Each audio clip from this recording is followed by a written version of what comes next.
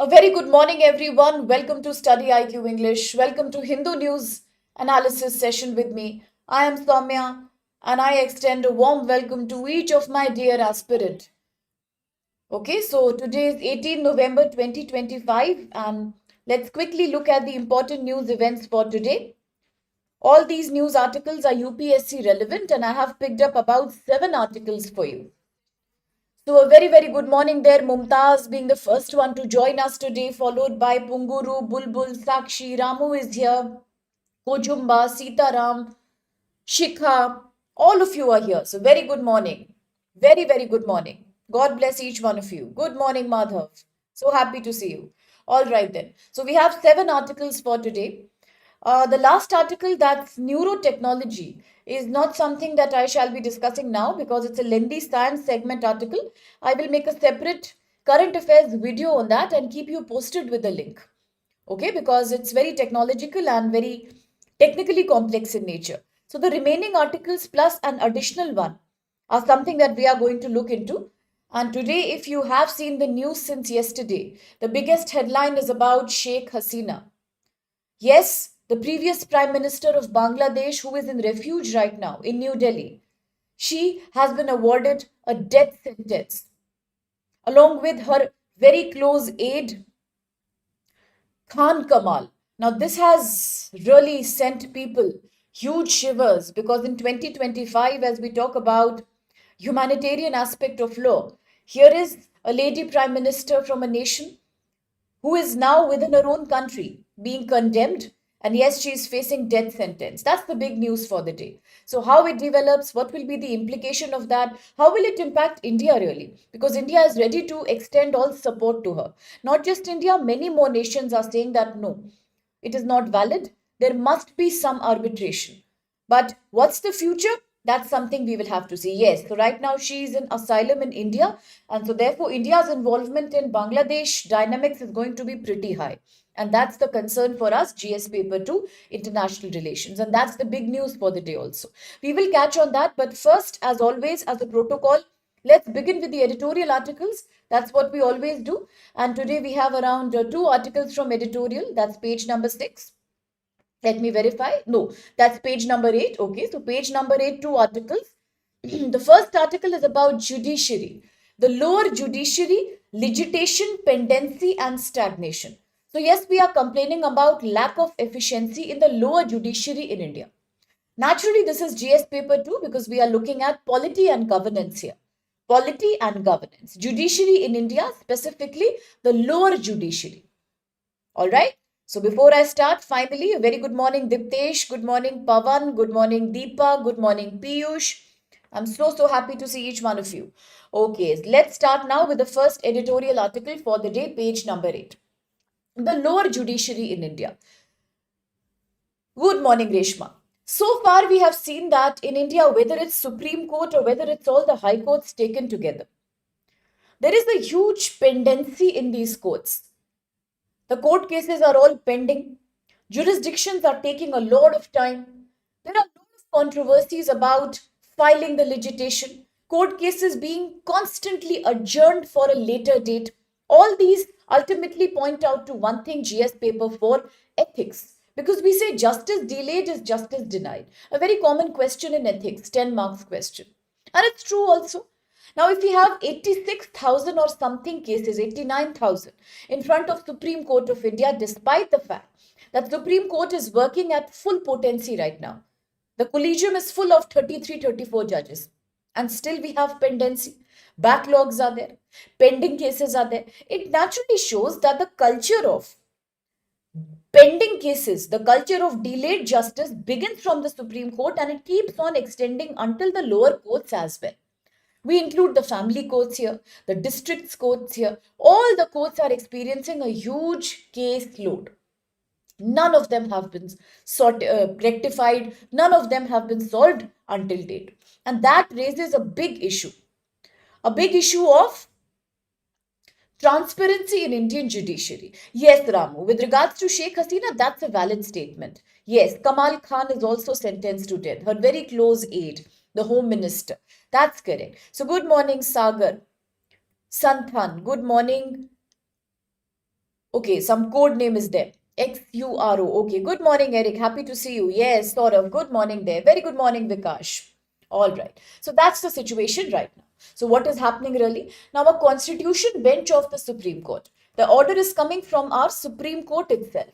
The constitution bench of the Supreme Court has recently linked three things together.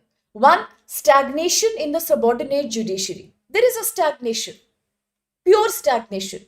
Second, prolonged litigation. Cases are taking months to get rectified rather than few days. Very good, yes. Third, rising pendency. Nearly 4.69 crore. Look at the number. 4.69 crore cases are pending in the district courts. That's a data by National Judicial Data Grid. Apart from that, there is pendency and there is a prolonged litigation.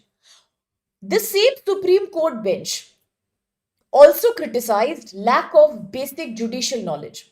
It says the newly appointed judges, the newly appointed subordinate judges do not have the right experience. They do not have adequate legal knowledge. And still, they are appointed at the local court level.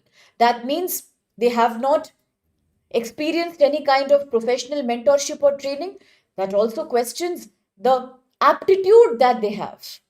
It also questions the aptitude that they have to be able to dispense that kind of justice. Okay, so as per the article, it is 4.69 crore. Okay, if that's true, Bilal, if it's 4.7 crore, okay, fine. We can re-verify the data, but the Hindu article says 4.69. That shows, okay, so you're saying it's even more. It could be, yes. 4.69 crore, 4.7 crore, that's a very high pendency case. Looking at the lower district court level. Now, the same Supreme Court is also saying that in India, 90% of all the cases, look at that, 90% of all the cases in India, 90% of all the case load in India is handled by the district and by the subordinate courts. Okay, so 90% of all the caseload is actually being handled by the district and the subordinate court. But when we say 4.69 or 4.7 crore cases being pending in front of these courts, that's a very shocking number indeed. It also shows that judges at the lower level are overburdened with work. What kind of work are they overburdened with? They are overburdened with, as Ramu says, they are overburdened with clerical level work. So rather than being able to give their judgment on the cases, rather than being able to dispense all the cases that are pending, most of the subordinate judges are busy in doing clerical level work, logistical work, official work, routine work. That's what they waste their time into. There are elaborate procedures under the Criminal Procedures Code, under civil rules of practice. All these rules means the judges will have to issue fresh summons to people. They have to receive elaborate wakalat namas. They also have to call suit for every party who is going to appear in the court. They have to record all the preliminary submissions manually. And look at the amount of time that takes. From 10:30 a.m. in the morning, all this process of the court starts, all the official data work starts, and it continues until 12:30 in the afternoon. That means the crucial 2-3 hours period in the morning is getting wasted in all the logistical official clerical work. There is hardly any time these judges at the district court level have to dispense trials, to take arguments in the court floor, to actually writing the judgments. They don't have time for that. The same situation applies in the case of government teachers also. Often we are asking, why are government schools not efficient? Why do government colleges not really update their curriculum? Why is the pedagogy so conventional? The answer is the same. If you look at the school teachers from the government schools and the government college teachers, same situation is there also. Majority of time the teachers are wasting in giving midday free meals, making a data for the ration, or doing election duty, doing census operation, doing NFHS duty. They have so many official duties to take care of that the broad teaching time that they have, it's not even 20 hours per week. No wonder there is no completion of the course. No wonder children in government schools do not get the right pedagogy at all. Why? Because time is getting wasted somewhere else. Same thing applies here to these judges also, at the subordinate and at the lower court level. They do so much official work, clerical level work, that there is no time in dispensing justice. And obviously, according to GS paper 4 ethics, quality time is lost in clerical work. That leads to delay in justice, and backlogs of cases keep on increasing. But ultimately, justice delayed is also justice denied. Tomorrow, you may get a question in GS paper 4. It's very good to write case studies from these examples. The number of cases pending in Supreme Court, the number of cases as we are discussing 4.69 to 7 crores. That's a lot of caseload. So if this is the situation, naturally in India, justice is not something that you get on a quick basis. Now let's look at what is the problem. One problem according to Supreme Court at the lower judiciary level is a lack of experience. Every district earlier, every district, every district magistrate was recruited after 10 years of practice. So anybody who is coming as a judge to the lower court, earlier, it used to be a protocol that they must have 10 years of experience. They should have a deep knowledge about courtroom dynamics and practices plus the law itself. Now, situation has changed. There is so much depending cases that people are hiring. Authorities are hiring newly graduate judges. Many judges have no practical experience. Most of them are unable to pass competent orders also. And there is a huge burden on senior judiciary, because if the lower courts pass poor quality judgment, then ultimately it will become appellate jurisdiction. It will pass on to the higher courts. And the higher level judiciary, rather than solving its own caseload, is always busy in dealing with the cases that are coming from the lower court, where people are not satisfied with the judgment, where the judgment is a very poor quality judgment. And that also creates a lot of backlog for everybody in the chain, whether lower court, whether high court, whether ultimately the Supreme Court. Yes, there is always the lack of knowledge that leads to too many appeals. Even when we were talking about Supreme Court high backlog, same thing was said. Majority time of the collegium is wasted in taking care of appellate jurisdictions. You are always dealing with cases that are coming from high courts. Where is the time to dispense cases that directly relate with bigger important national issues like state to state conflict, center state conflict? There is hardly any time for such interpretations. All the time, the judges, even at the Supreme Court level, are busy doing appellate jurisdictions, and that's a problem. When one part of the chain is faulty, the whole chain will suffer. That's a basic logic, right?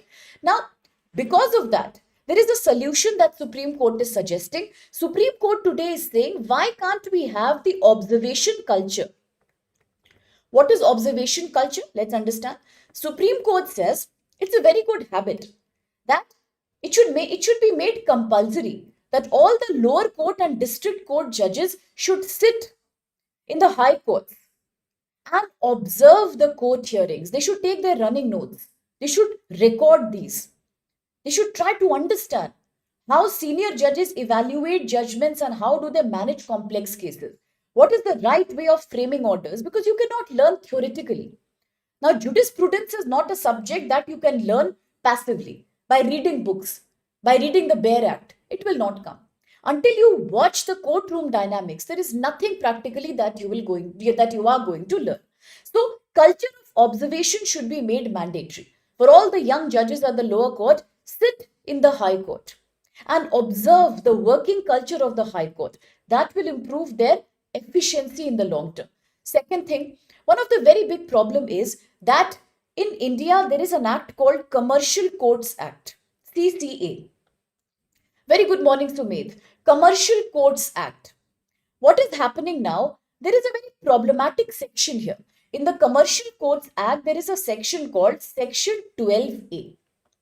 Commercial Courts Act that deals with various kind of property dispute, land disputes. Now, within this act, Commercial Courts Act, there is a particular section called Section 12A, and that's a very problematic section. Why is it problematic?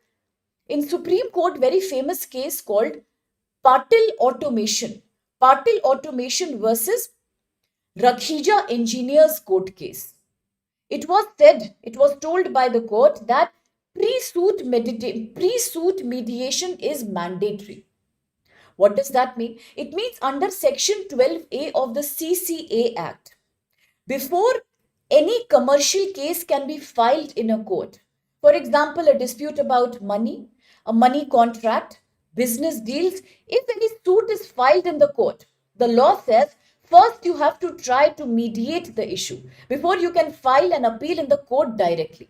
It should be a process where both the parties will sit together and there will be a third person who will become the neutral mediator, an arbitrator, to see if the dispute can be solved without going to the court. Okay, this is about pre-mediation. It's an alternate dispute resolution mechanism, but pre-mediation. Did you understand? There is an act called Commercial Courts Act that deals with property, land, business disputes.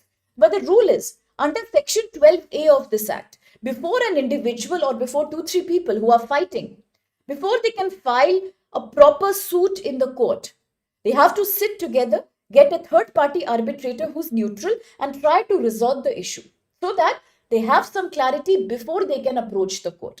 What does Supreme Court say? Supreme Court says if somebody does not do this procedure properly, if you are not going for pre-mediation and you directly file a case in the court without mediation, then the court has the power to reject plain, to reject straightforward, that I am not going to accept this case because you never tried pre-mediation. You directly submitted the case for the court. You never tried to pre-mediate it through a third-party resolution.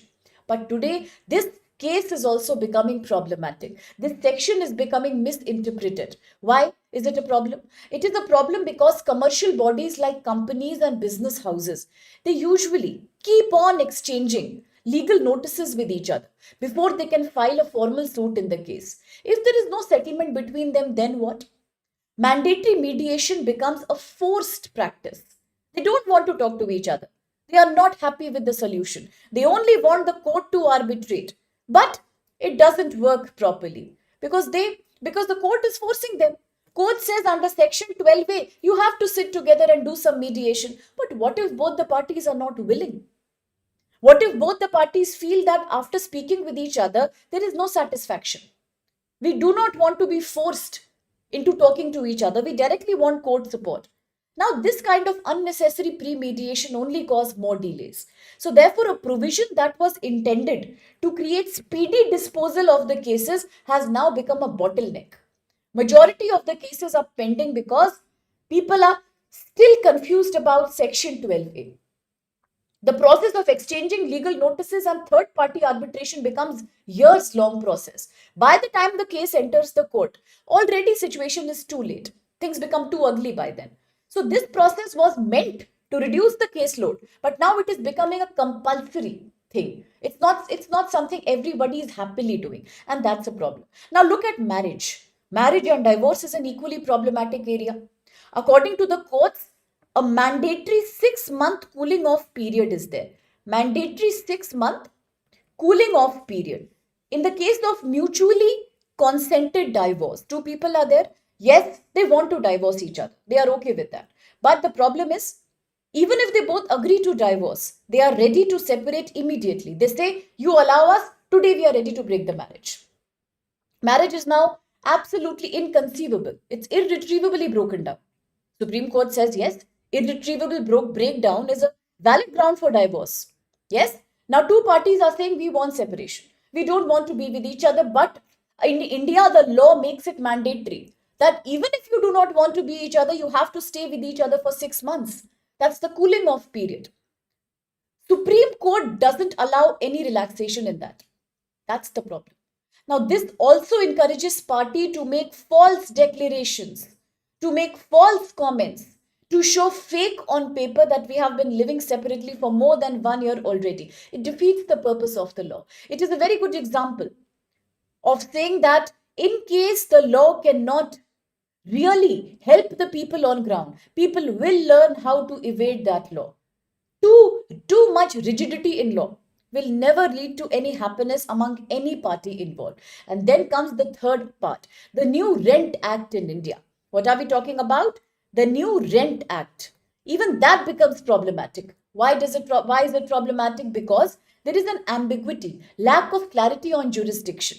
Today there is a lot of confusion in whether there is absence of a registered lease deed in front of the court, or whether there is a lack of registered lease that people can submit successfully in the court. This creates conflicting judgments.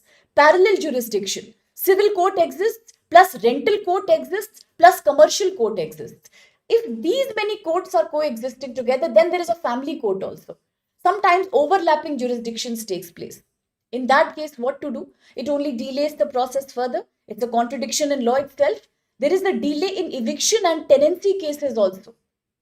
For example, somebody is trying to forcefully take away somebody's property. A tenant says, I'm not going to vacate your property. What will you do? You will definitely go to the rental court, or you will go to the commercial court, or you may also go to the civil court. Each of these may pass a conflicting jurisdiction. You may go to some other court, your tenant will go to some other court. Then what? Plus, conflicting judgment is one thing. Maybe there is an absence of valid registered lease deed. That also will keep on the cases pending for a long period of time, and ultimately, the procedure under criminal justice system is very, very old. It's very, very old. There is one very big confusion in the law in India, and that's called as a big issue about preliminary decree and preliminary suits. So, what's this tension about preliminary suit? Let's understand, in India, there is one problematic thing, that if there is a property dispute between two brothers, or if there is a property dispute between two individuals, two separate decrees have to be created. Why do we need two separate decrees? One is the preliminary decree and one is the final decree. What are these two decrees and why are they problematic? Let's understand. Decrees. When it comes to property dispute, now very important to understand. Property dispute. We are having a multilingual discussion today, Bulbul. Mumtaz? Okay, interesting. All right. So fine. We have, when you talk about property dispute, we have decrees now. Two decrees are there in India.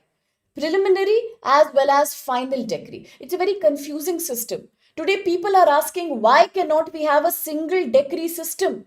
What's the two decree system? The two decree system means that first, if two people are fighting over property, initially there is a preliminary decree that's issued, in which it is decided who will get how much share of that property. It will not actually divide the property on the ground. No division will happen. It will only be about deciding that who is getting how much share of the property. After the preliminary decree has passed, the property will still remain the same. By that time, the preliminary decree is done, you only know how much percentage of the property will you actually get. In reality, it is not done. Once the preliminary decree is done, then the final decree happens. Final decree can happen only if the preliminary decree has been done after a certain period of time. And now under final decree, you will decide. A survey will be done, a proper surveillance will be done by a commissioner who will come and measure the land. Actual division will then happen, and then finally, proper division of land is done on ground. There is a proper measurement on how much portion will be given to which individual, and that completes the partition process. The problem is why we need two decrees in India right now if it comes to property dispute. First decree will only decide who gets what. Second degree will actually do the partition project. It is problematic because by the time the preliminary decree is finished, it will take some time before the final decree happens. In that meantime, if a family member goes and files another court case, another suit in the court, that I am not satisfied with the decision of preliminary decree, then once again the process sometimes gets delayed. A process that could be done in 2 months now is happening after 2 years, 4 years, sometimes 10 years also. And that's a very disturbing part of this act. If nobody files any petition, the case goes for a toss. The case just becomes delayed. So look at the silly process here. Two decrees for property division. First decree, who will get what? Second decree, actual division. If between the period, first and second, a family member goes and just files a suit against that, once again preliminary decree. And even after preliminary decree, a family person will have to file a proper application saying, now please proceed with secondary, final decree. If nobody approaches the court, case has again gone dormant. What kind of legal system is that? That is a complete delay. Years people wait for property division and it doesn't happen properly. So, Again, a problem is executing these decrees is a bigger nightmare. There is a segment called segment 21 of 106 rules that is very problematic in India. It's a very complex problem. Under the Criminal Procedure Code, you have Order 21. Order 21 is very problematic. It is about after you win a civil court case or any court case in India. Any court case, if you win in India, then also winning is not enough. It is not okay if you win the case. You will have to still wait for the decrees to be executed in practice. Will you ever get your money in reality? Will your property will be given in your name? Will the other party follow that jurisdiction, or they will once again file a court case? All that becomes very confusing because there is a difference in a legislation and execution. In India, 21 order. It has about 106 rules in it, and these are super complicated rules.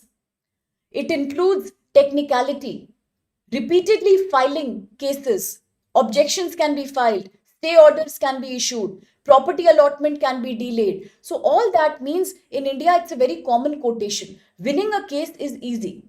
Getting the benefit out of that case is very difficult. So in that case, is there a solution if there are so many complications in lower court processes in India? One solution, please make sure that the lowest rank judicial officer can handle all the cases successfully. Make sure the person has the capacity to issue summons, receive wakalatnama and written statements. All these should be done by the lowest ranked judicial officer so that senior judges do not waste their time in all these logistical monotonous processes. All this should be done by a clerical level person who has just been hired to judiciary. Second, hear all the cases, mandatory. Hear all the cases coming from public, mandatory from 10:30 a.m. in the morning. And this should be done by senior judges always as a rule. All day should be spent in trial and judgment, not writing, not making logs, or not registering. Strengthen e-courts, online courts. Digital summons and virtual hearings are very important. Then the judge people ratio is very important. We need to increase the judge versus population ratio to at least 50 plus. 50 plus is very important. 50 people should have one judge. But in India right now, we have 21 people. We have about 21 judges who are taking care of, say, 1 million people at once. Only 21 judges taking care of 1 million people at once. It should not be like that. It should be ideally 50 people and ratio should be 1:50. Only then we can expedite. Now we have to fast track the pending cases. So for that, a very good solution is alternate dispute resolution. If you remember, in one of our lectures, we have spoken about Lok Adalat. Do you remember? Yes, we have spoken about Lok Adalat. That's a very important intervention here. Ensure that all the judges are thoroughly trained by observation culture in the high courts before they are posted as judges in the junior courts. We have to restore basic practice of recruiting judges and lawyers who have substantial experience at the bar. They have to be senior advocates, not merely lawyers. That's important. We need to also revise all these complex technicalities. Double decree system, 6 month schooling period system, 21 order with 106 rule system. All these are very important. Filling vacancies are very important. Because why? And how does all this relate to the Constitution? It does. Because it relates to Article 21 of the Constitution, the right to life itself. It also includes the right to get speedy justice in India. It also includes Article 32 and 226. For any case of violation of fundamental right, people do have the power to go to Supreme Court or the High Court at the state level. Article 332, 226. That's very important because ultimately for GS paper 4, let's understand whether it's about lack of training, poor judge population ratio, whether it's about vacancies, whether it's about complex system of judiciary or complex system of laws. Ultimately, justice delayed is justice denied. So that is something we need to understand, that expediting cases and doing them at fast track basis is not only good for the judiciary, it's the need for the people under Article 21. Besides, India also today is quite low when it comes to ease of doing business. So this will also improve that. The quicker we do commercial judiciary judgments, the more India will invite a culture of arbitration, the better ease of doing business India will also achieve in the long run. So that's it for this article. Yeah, it's not binding, but it's very important at the same time. Lok Adalat, the Nalsa Act 1987. Very good, Vikash. Yes, Diptesh. Yes. Correct, Sumit. That's valid. Okay. Hello, Suraj. Hi, Ashish. Good morning. Okay. Quickly, the question now. With reference to the challenges and reforms in India's subordinate judiciary, Ramu, Vikash, Diptesh have answered. Look at the following statements. One, Supreme Court has observed that excessive clerical and ministerial work assigned to a subordinate judge significantly reduces the time available for disposal of cases on merit. 2. Section 12A of Commercial Court Acts mandates pre-institution mediation for commercial suits, and the Supreme Court has held that non-compliance can lead to rejection of the complaint. 3. Under current law, final decree proceedings in partition suits automatically begin immediately after preliminary decree is passed without requiring any separate application. So very well answered there, Ramu, Vikash, Diptesh, Reshma, Sitaram, Saurav, Bulbul, Sumed. I really also strongly encourage that everybody should try to answer. Even if you think it's not correct, no problem. We are not looking for right answers. We are looking for right explanations here. Answers are available all over the internet. The reason is we have to understand these current events, understand each article with analytical ability. That's the idea. So very good, Piyush, Ranjan and Sagar. That's the correct answer. It is A. Definitely A, because 3 is not correct. We just discussed that under current law, there are 2 decree systems, preliminary, final, but even after the preliminary decree is done, an individual has to separately put in an application saying that let's proceed with the final decree. If a person doesn't do that, the case will become dormant and then nobody will bother about that. So 3rd is invalid. First 2 are correct. A is the right answer. Well done.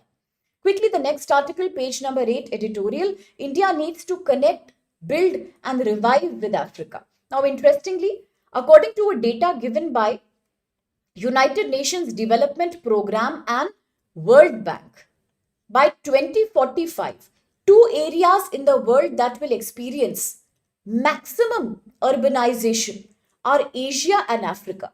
What's the reason behind that? The simple reason is that both these places have quite a high total fertility rate. It is near about replacement level fertility of 2.0, 2.1. If that's the situation, then these 2 continents will supply the future workforce.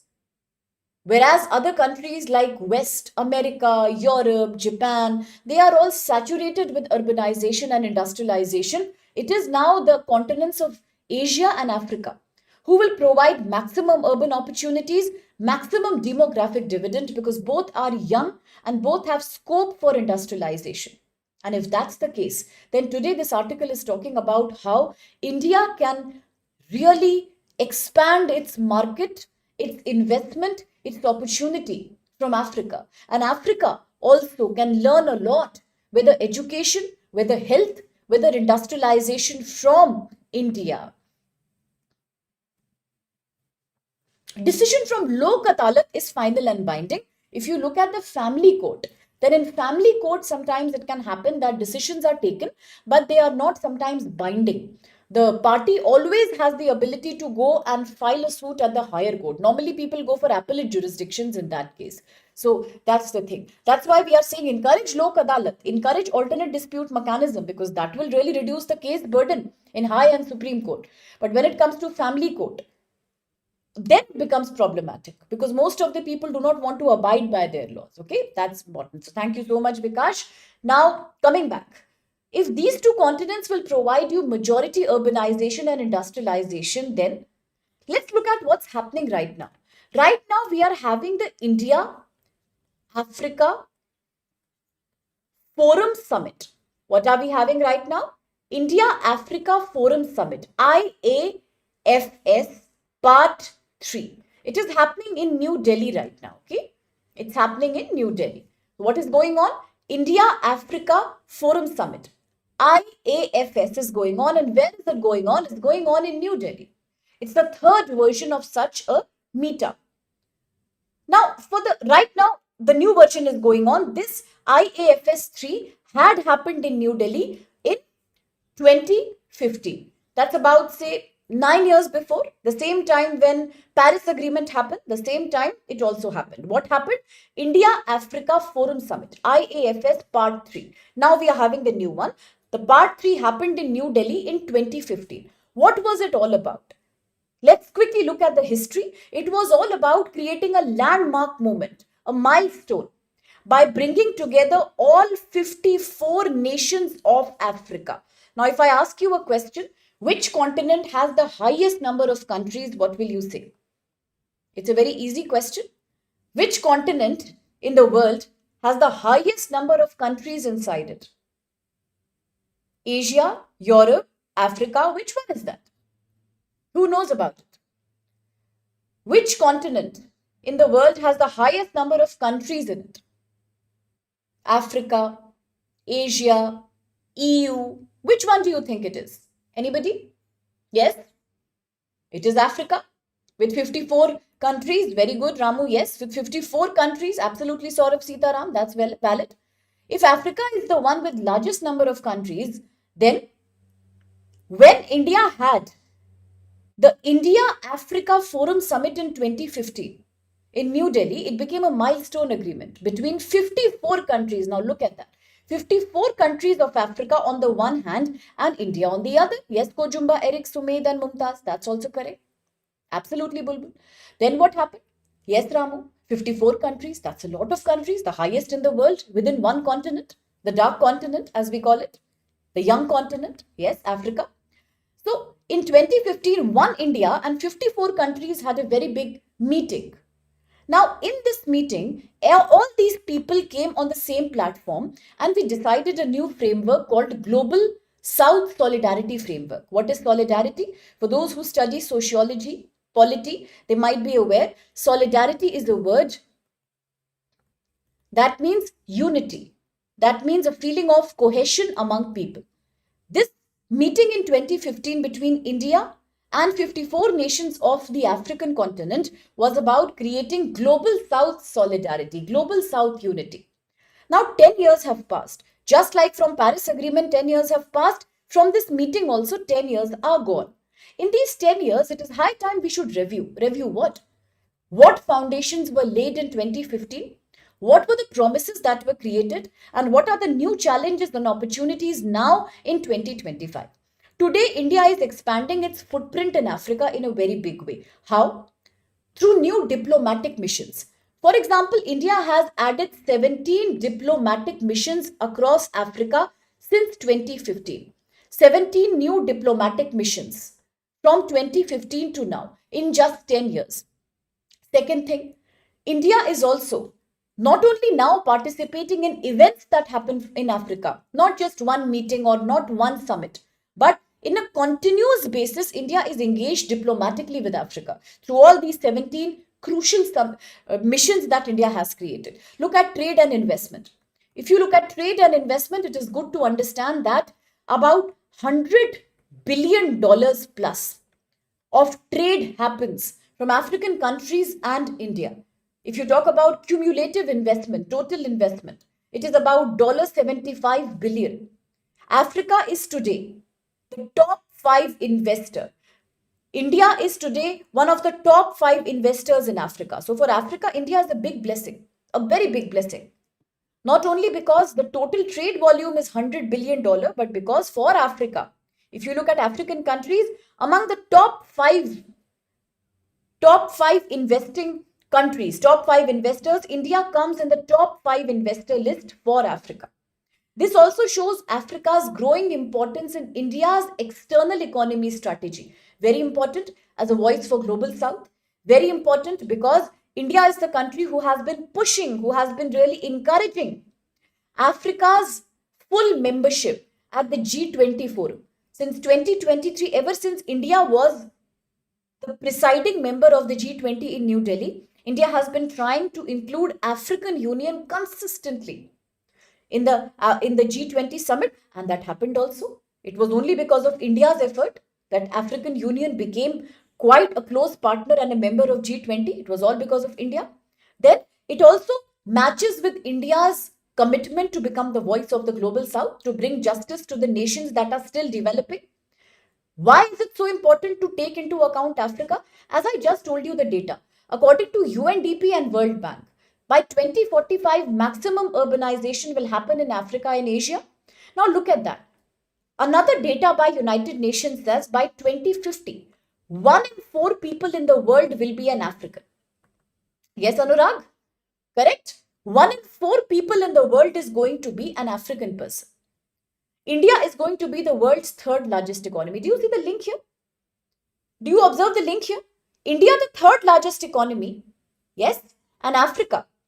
And Africa, 1 in 4 people in the world is going to be an African. What does that mean?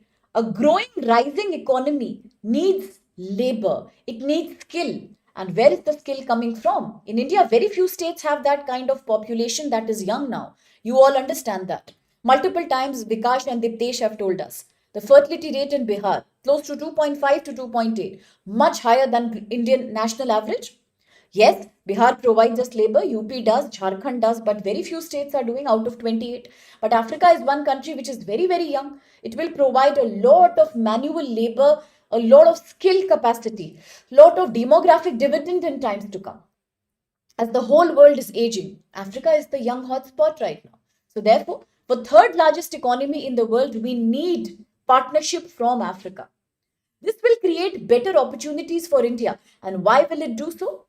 Why will it do so? Because for India, having an access to African markets is a great opportunity, whether it's agriculture, whether it's another segment like textile, apparel, anything, machinery, electronics. Africa is a young market. So therefore, that could open up great export market for India. Similarly, technology. Africa is still industrializing. India can share a lot, from semiconductor to electronic goods to everything. A lot of technology can be sent to Africa from India. Similar is infrastructure, labor and talent. Both India and Africa have similar development goals. That's also true. Some of them have the same challenges also. For example, today India says, I am not going to have a relationship with Africa that is based on a donor-recipient relationship. We do not see Africa as a recipient of aid coming from India. We see them as co-partners in co-development. That's very important. What do we see them? As co-partners in co-development.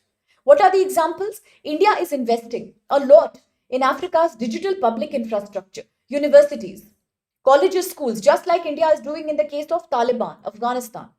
India is also providing vaccine and vaccine production technology to Africa. Plus green energy, renewable energy, electronic vehicles is what India provides. Big time to Africa. And at the same time, in April 2025, we had a very crucial milestone. Africa-India key maritime engagement. Let me quickly jot it down here. In 2025, we had a very important development between India and Africa that is known as AIKEYME. What does it stand for? It stands for India. It stands for Africa-India Key Maritime Engagement. The first major multilateral naval exercise that happened between India and Kenya, Mozambique, South Africa, Mauritius, Tanzania, and some other countries. Now that's a milestone again. Yes, absolutely, Kojumba. Crude oil. Africa is rich in reserves. Not only rare earth materials, but also rich reserves of oil and gas. For India, it will be a great opportunity because China is also a third element here. China is actively engaged in investing in Africa and trying to do its debt colonialism. China has its big eyes on Africa right now. So for India, it's a very good opportunity. Yes, whether it's rare earth material, Bulbul, very good morning, Alok, or whether you look at crude oil and natural gas. That's again important. So when we had these maritime agreement, AIKEYME, the naval exercise in 2025, it is because Africa is equally committed like India to protect the Indian Ocean geography, to control piracy, to make sure shipping lanes are free of terrorism and bottlenecks, to also take care of illegal shipping and interference in each other's exclusive economic zone. Now, third area is development finance. There is a recent $40 million Exim Bank credit that was given from India's Export-Import Bank, Exim Bank. from India, $40 million credit to Africa's ECOWAS EBID Bank, Africa's Development Bank. It again shows India is ready to support African-led development models if African countries are showing a willing attitude. At the same time, recently, a campus from IIT Madras, IIT Chennai, was opened in Zanzibar. That again shows a great soft power engagement. India is sharing long term knowledge development to African youth, and that's very important. Now, India is also taking up industrial training programs by training thousands of African youth into telecommunications, by teaching thousands of African youth into, say, various kind of skills that are important for a digital economy. Thousands of executives being trained in telecalling or in data processing, data mining exercises. So that again shows that India is interested in expanding telemedicine and tele-education to Africa. That's important. India is providing scholarships to African students. That's important. Now, what are the challenges that India is facing when it comes to India's relationship with Africa? Absolutely, Diptesh. That's very, very important. Very well reminded. Very, very good. Recently, India had also expanded PM Kusum, solar powered irrigation pumps to Africa. Very important, yes. But India faces one challenge, and that's China again. Competition with China. Because if you look at India's trade and investment in Africa, it is still far below Chinese investment. Because China has been able to penetrate the deep pockets and hinterlands of Africa. And China is rapidly financing Africa's infrastructure, creating railways, ports, air bases. That's what China is doing. And that's a problem for India right now. Indian projects are often suffering from bureaucratic delays, slow release of fund. And that China is taking advantage of because China is already an expert when it comes to economic colonialism. Yes, absolutely. The debt trap. Yes, Bulbul. That's what. So China is an expert in that. India is yet to get there. Now, Africa is also trying to show its own interest. For example, recently Africa had the African Continental Free Trade Area. It means Africa is now trying to create more FTAs with other countries, special export promotion zones. But we need to understand that in India, rather than only focusing on low profit sectors like supplying raw material, supplying simple goods, India should promote African partnership, that's India and Africa partnership, into more futuristic critical areas like green energy, green hydrogen, green ammonia, blue hydrogen, solar mini grids, electric vehicle mobility solution. All that is the need of the hour. Then digital public infrastructure. Just like India has expanded its UPI, Unified Payment Interface, to other countries, India must make it very, very popular in Africa also because Africa's finance technology sector is also rising. There are cities like Nairobi, Kigali, then Lagos, all of which are now growing as innovation startup cultures. So India can now also expand UPI here to make sure there is financial integration with India. India can provide more online training and tie-ups with Indian universities, research centers, and African startups. So, therefore, India and Africa are about a long civilizational relationship, a very common colonial past also, a long history of struggle against colonialism, similar development aspirations, young population, rapid scope of urbanization. India should come out of these problems, project delays, bureaucratic hurdles, trade in simple goods, and now move towards defense cooperation, space cooperation, digital connectivity, something that China is already ready to dominate into. So now let's look at the question. Yes, China is doing that already. Yes, Reshma, the Green Wall Initiative has inspired us against desertification. The Green Belt is a thick belt of forest that runs across the Sahel region, the desert region of Africa, one of the most poorest regions of Africa. Okay, the sub-Saharan Africa as we call it. Now, quickly the question with reference to India-Africa relations in the last 10 years, look at the following statements. 1. India is among the top 5 investors in Africa with cumulative investment above $70 billion. 2. Africa-India key maritime engagement. This exercise here is the first multilateral naval exercise between India and African countries. And 3. The African Continental Free Trade Area aims to create a single continental market and India's digital public infrastructure can complement its implementation. Slightly tricky question, but which do you think is the answer? It's slightly tricky. Very good. That's correct, Diptesh. India and Africa together, yes, in the Solar Alliance. Very good. That's valid. Okay, so Diptesh has answered. Let's see who else answers. Ramu also answers. Vikash comes there. Saurabh, Sumedh. There's a difference in the answers. Some aspirants are saying B and some aspirants are saying C.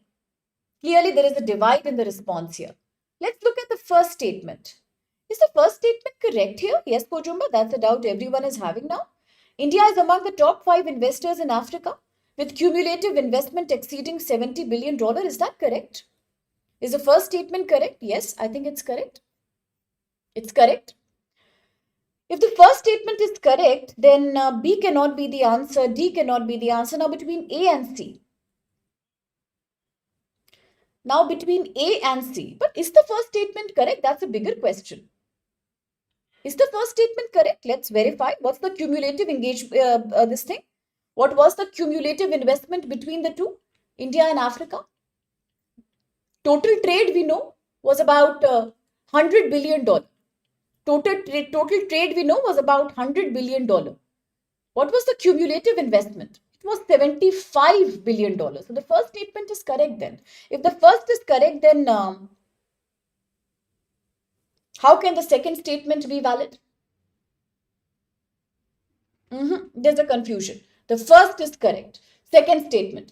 The Africa-India Key Maritime Engagement, AKMA, that is the first multilateral naval exercise between the countries.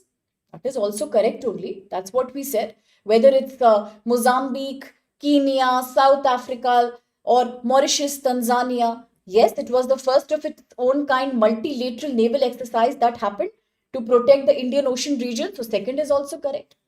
Now third one, the African continental trade area. Okay, now this trade area aims to create a single continental market. That's what it does. And India's digital public infrastructure can complement its implementation. Yes, absolutely. That's the purpose of it. The whole idea is to create a unified single trade market. That's the whole purpose of African Free Trade Area. If that's the purpose, then definitely India can complement its implementation by enhancing digital public infrastructure. And that's where India can take the advantage from China. So will this be true? Yes? A bit confusing? Third is also true. It looks true. So let's keep this on a hold. Otherwise, we will forget whether third is valid or not. So either the answer is going to be, no, the answer will be either B or C. Either two, same thing. Either two statements are correct, 1 and 2, because 1 and 2 are 100% correct. 100, yeah, 1 and 2 are 100% correct, no doubts. Only third is doubtful. Whether third is correct or not. Does it actually aim for a single continental market? Can India take an advantage? Let's wait and watch then. Whether B is correct or C is correct, let's quickly mark it and we will just revise it in the last slide. And let's quickly proceed with the third important article. This way we will remember for a long time that we had a fight, an argument, an intellectual discussion, and finally this was the answer. So let's wait a little bit. Is that okay, Kojumba, Eric, Mumtaz? Everybody well tried, well answered. Just let's wait. Quickly, the next article. The trajectory of anti-rape laws in India. Now this, let me summarize in 5 minutes. In India, the whole big idea that innocent people, vulnerable people, especially women coming from poor and rural backgrounds, will they get justice is a very big question. Whether it was the Nirbhaya case that happened in Delhi that shocked people for like till date, it's a shocking thing that led to the Nirbhaya Fund, a constant helpline by the government. Whether it is the Mathura case, whether it's the Jammu Kashmir Kathua case, all these have really shocked people. Yeah, it's like super suspense, Diptesh. That's true. Now, coming back to this article here. Okay. Let's see what has happened so far. Now, there was a very disturbing case. Mathura custodial rape case. Very disturbing case. Mathura custodial rape case. There in Mathura, A girl of about 14 to 16 years, a teenage girl, young girl, a child, was called to the police station in the night along with some other people. She was detained illegally by the police in the police station. Now, in the police station, she experienced a brutal case of rape. This is a classic example of custodial rape in India, where a victim is in the custody of the police and still experiences a rape. That's called a classic case of custodial rape. And that became a milestone in India when it comes to the question whether people get justice or whether they do not get justice. That's a very important thing. Now, looking back at the Mathura custodial rape case, it also laid the foundation of future jurisdictions. Now, when this extreme tragedy happened in Mathura, first the trial court, Sessions Court gave its jurisdiction. Now look at, the custodial rape case. Very disturbing because the girl was a child actually, 14 to 16 years. It makes you feel like, goosebumps ka. Now, if you look at the situation, first the Sessions Court came into the picture. Yes, that was also very disturbing. Medical student, right, Bulbul? Yes. Now, Sessions Court case is happening. In the Sessions Court case, the trial court is giving a shocking verdict.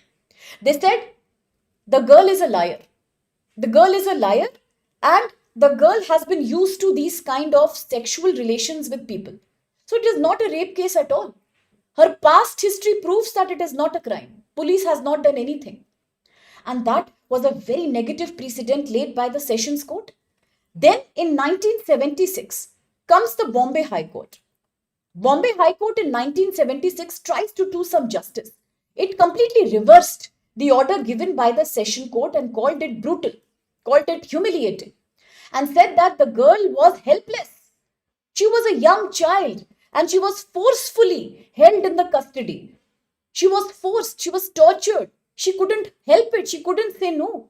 And the girl's consent was not consent, it was a passive submission in front of the law, in front of police authority. So therefore, the Bombay High Court in 1976 clearly said that submission to power, submission under pressure is not the same thing as giving your consent. It is not the same thing. It is not considered consent. But exactly 3 years later in 1979, the Supreme Court of India acquitted both the policemen. That's very bad. The Supreme Court of India acquitted, gave a clean chit to both the policemen who were involved in the case by saying there was no mark of physical injury. Therefore, probably the girl was agreeing. The girl was agreeing to this kind of a sexual dynamic that happened in the custody. It cannot be called as a case of custodial rape at all. And that was 1979 Supreme Court. Now in 2025, under Justice Chandrachud, he apologized. He said it is a shame. It's a failure of judiciary. It's an institutional embarrassment. And he called it a historical failure. That's what he said. Yeah, it is not about accepting. Absolutely, Ramu. That's what he said. Yes, Vikash, the Bilkis Bano case 2002, equally important here. And now Justice Chandrachud apologized. He said it's a shameful thing. It's an embarrassment to the history of judiciary because the court in 1979, by leaving these two people clean, has refused to look at the power imbalance, has ignored the case of custodial rape, has also ignored the age and vulnerability of this child here, has ignored the illegality of summoning a minor girl at midnight. It is about patriarchy, it is nothing else. It's about masochism, it is nothing else. It's about a society that's conservative, a society that only wants physical proof to see whether somebody has been molested. The voice of the victim has no value here. And that's a shameful thing to happen. Much later, there were 4 intellectuals, 4 academics in India, Upendra Bakshi, Vasudha Dhagamwar, Raghunath Kelkar and Lokita Sarkar. All these 4 people wrote a public letter where they argued that concession is not the same thing as submission, just like what Ramu is saying. It's not the same thing. Plus, they also said nobody is bothered to see whether the girl retaliated or not. The girl was scared. She was in custody and she was a child. Please understand that. She was under fear. She was under coercion. She couldn't do anything. And how can the Supreme Court in 1979, by acquitting these 2 criminals, justify the fact That girl was coming from a poor background also. Now, this letter created a nationwide debate. It started a new kind of feminism awareness in India. Mass protest also emerged. Student movements came. Candlelight marches happened. Media campaigns began. People demanded a stricter laws for rape accused. For the first time in India, after 1990s, a new turn came into feminist argument and feminist politics. And that led to all the modern laws that we have today. The first law, Criminal Law Amendment Act 1983. So, criminal law, we can call this Criminal Law Amendment Act 1983. Now, as future bureaucrats, I strongly recommend all my students to look into case studies. As you're saying, Vikash, justice delayed is justice denied. But then I personally foresee all of you, all 40, 50 students who are here, as future bureaucrats. You have to be very analytical about these issues. I am not saying do rote learning. Remember and write each of the court case, but have an interpretation. That's very important. Maintain a separate file, PDF, whatever you like. Write all the context there and revise it. I don't want you to write even one answer without highlighting these examples. Very important. Highlight examples, court cases, very important. In all your answers, that shows you understand the legal context in India, and I strongly recommend you do that. Very important. So now, Criminal Law Amendment Act 1983. For the first time, it has made custodian rape a separate offense under Section 376 of the Indian Penal Code. That was a key, very interesting development. Whether it is a rape by police officer, public servant, jail staff, hospital staff, the punishment will be given and the burden will not come to the victim. The burden will go to the accused now. Second, Vishaka guidelines. Very important. I think you have heard about them before. Vishaka guidelines. What are Vishaka guidelines? Now, Vishaka Guidelines 1997, yes, they are another set of rules that were triggered by a judgment that came after Bhanwari Devi case. Now, I don't want you to get confused here. So, everybody please focus here on the screen for a minute, please. Vishaka Guidelines 1997. What inspired Vishaka Guidelines, I am asking you? Bhanwara Devi case.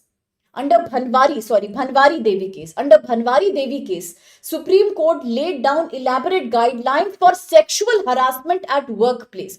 Today it is called as the POSH Act.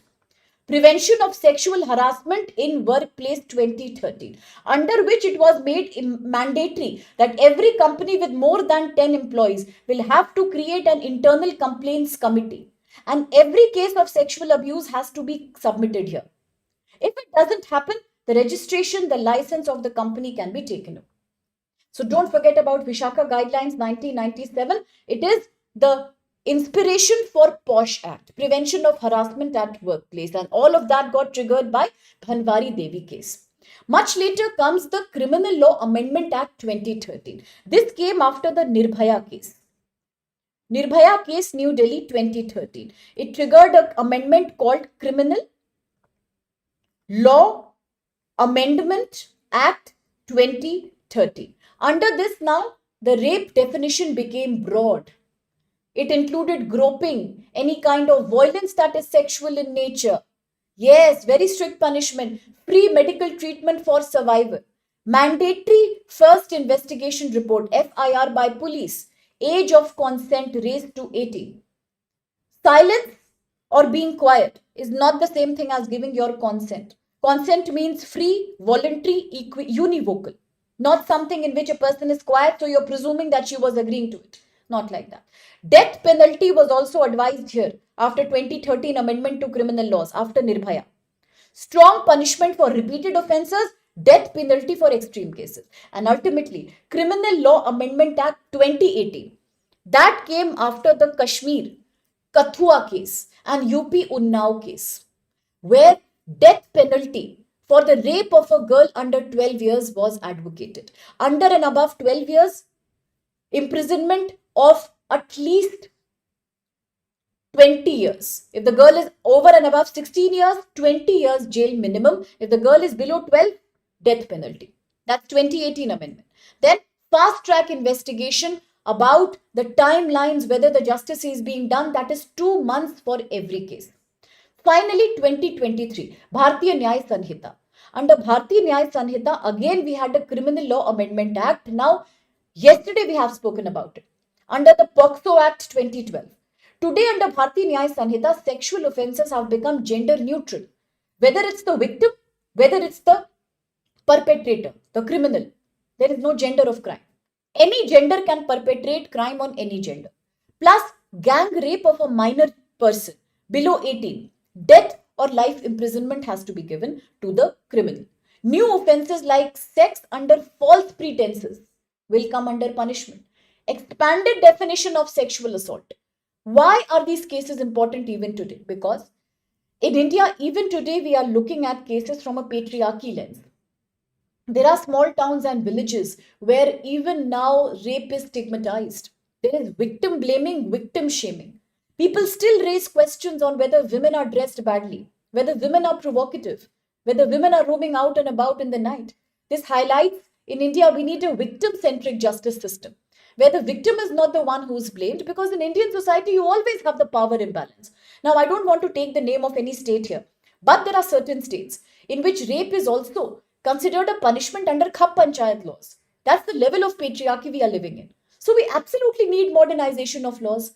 Today, the key lesson that we learn after all these modernizations, Criminal Law Amendment 1983, Vishakha Guidelines 1997, then Nirbhaya Case 2013, Criminal Law Amendment 2013, Kathua Unnao, Criminal Law Amendment 2018, 2023, Bharatiya Nyaya Sanhita. There is one thing we are learning. State or the government should not violate the trust of a victim. Silence is not the same thing as consent. For in case of a minor who is below 12 years, death penalty, death punishment, life imprisonment is mandatory, and custodial rape definitely should not be blamed on the victim at all. Because officers have coercive power, they are every bit responsible for that. And that's this article all about. Quite an interesting take on gender justice. And I think some student was also talking about, in that case, what about false allegations of rape? Yes, that's an emerging area. That's true. There are sometimes all these things are also happening. And that's why we need proper investigation in these cases, because ultimately it is a gender neutral crime. Rape laws are not only to protect women and girls, they are to protect the citizens at large. The gender of the perpetrator or the victim, they don't matter. That's important. Now, with reference to India's legal reforms on sexual offences, look at the following statements. One, the Mathura custodial rape case, very famously also known as the Tukaram versus State of Maharashtra case 1979, led to the inclusion of custodial rape as a separate offence in section 376 of IPC under Criminal Law Amendment 1983.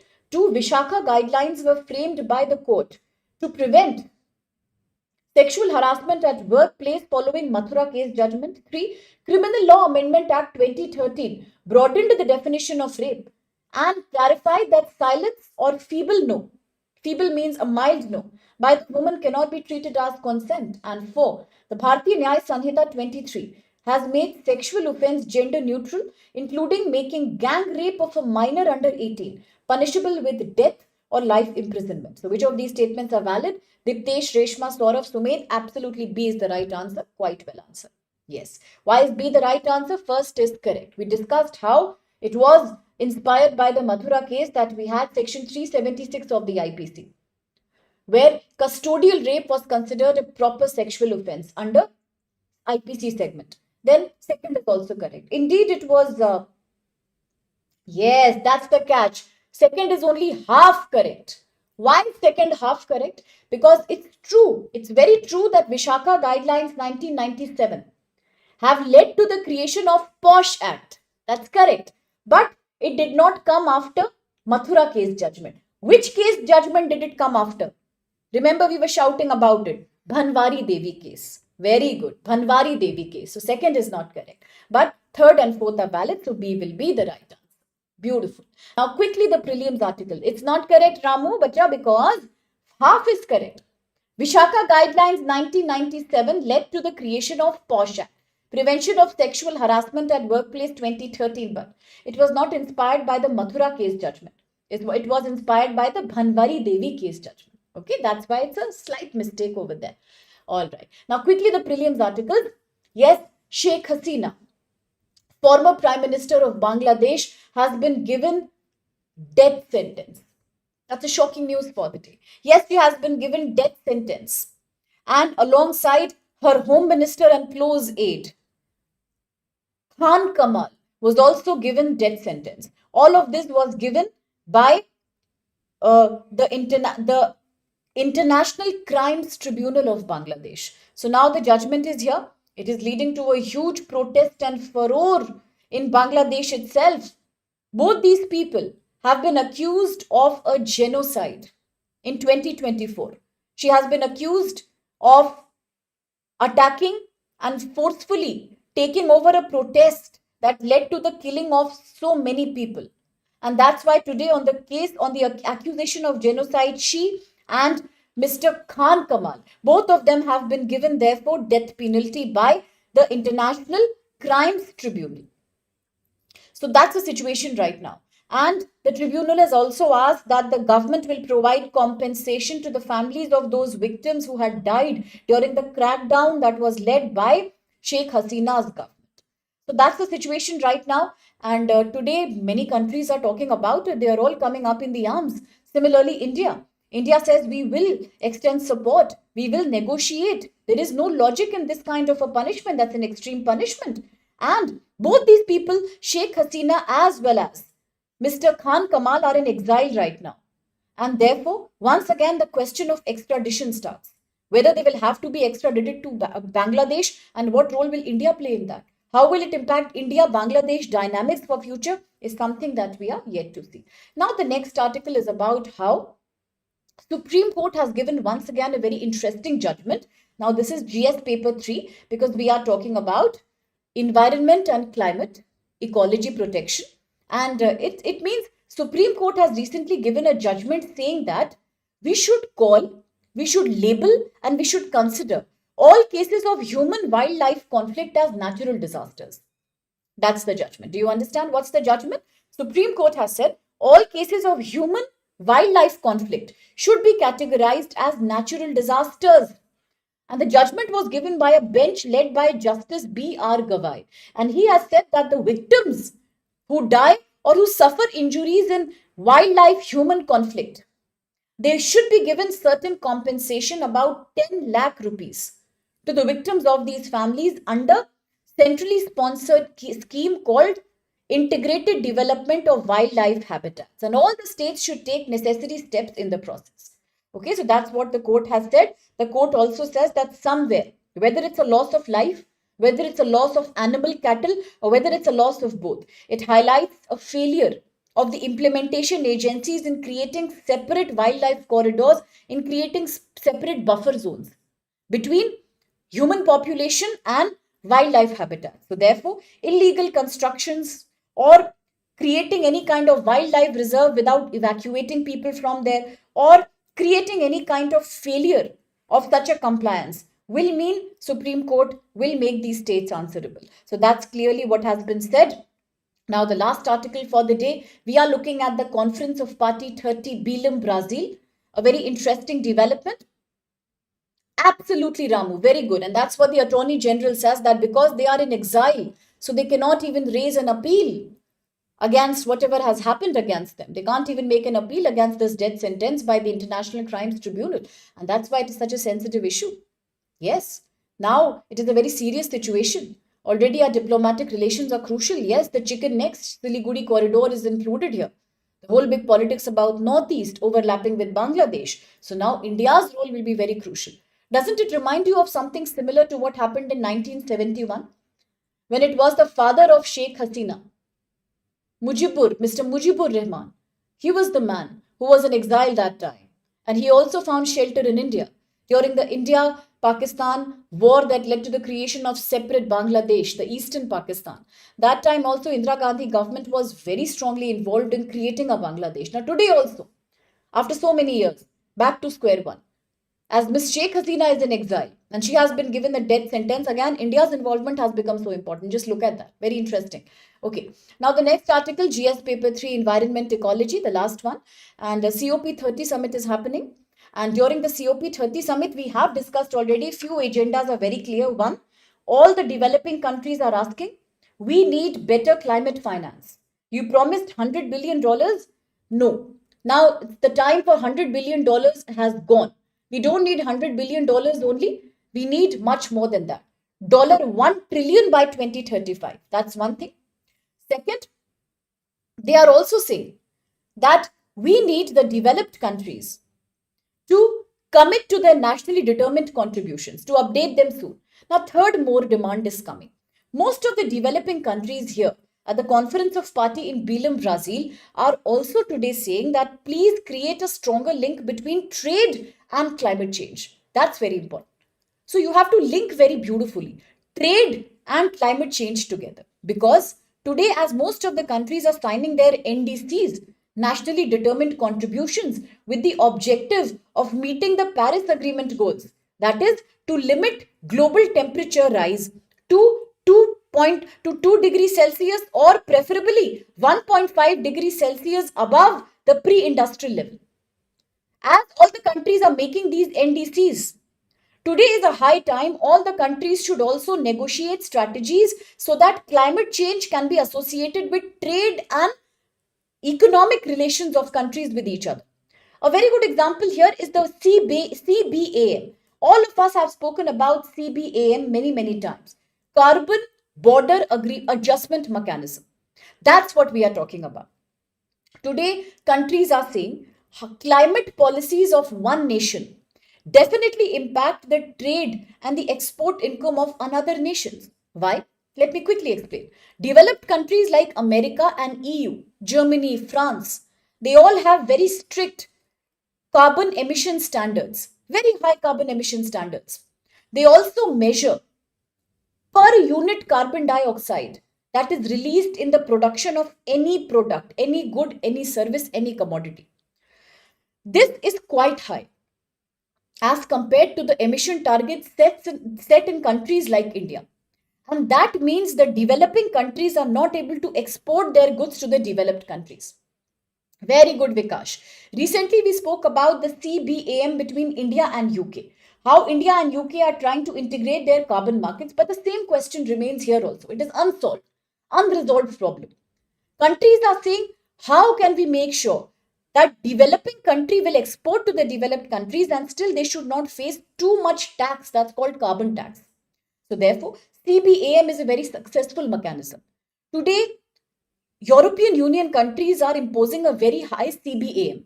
That is the levy or the tax that is imposed in European Union on all the imported goods based on the carbon intensity of the product.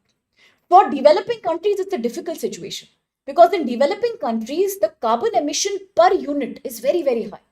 But in developed countries, it's already very low. They have better technologies, more green energy transition has happened. So the purpose of the whole idea, the purpose of the whole mission is to discourage carbon intensive production in developing countries, to make them compete with EU when it comes to reducing their carbon emission. But in reality, it's a difficult thing to do because in India, the problem is that although India is a very big trader with Europe, with US, but in India, it is Indian exporters who pay the highest amount of CBAM for their exports, especially iron and steel.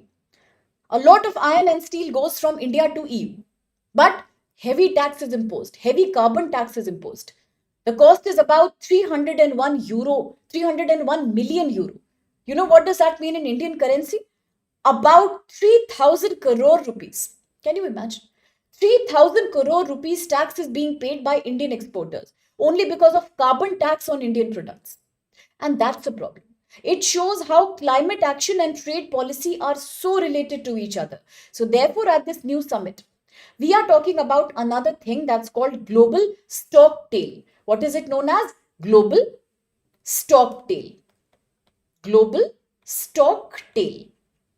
Now, global stocktail is a concept where every 5 years to every 3 years, all the countries will sit and review once again the agreement that was the Paris Agreement 2015. It is a review mechanism that every 3 years, all the countries will sit together at the COP summit and then they will try to do a discussion over how to revise the agendas of the Paris Agreement and how well are they being implemented. It's a periodic review mechanism to check how many collective goals are being achieved, what is the progress, and how do we definitely try to control temperature rise below 2 degrees Celsius compared to the pre-industrial level. That's very important. To ensure climate finance and speedy justice. Ideally, it is conducted every 5 years. The periodic review is done every 5 years. The first stocktail agreement happened in 2023. So now, next, when is it going to happen? It is going to happen in 2028. But if it is going to happen in 2028, then today, whatever discussions countries are doing will also become the agenda for discussions in the Stocktail 2028 agreement. And what will it look into? Mitigation, adaptation, carbon finance, and technology and capacity building. To make sure all countries are achieving global Stocktail, all countries are achieving global agendas.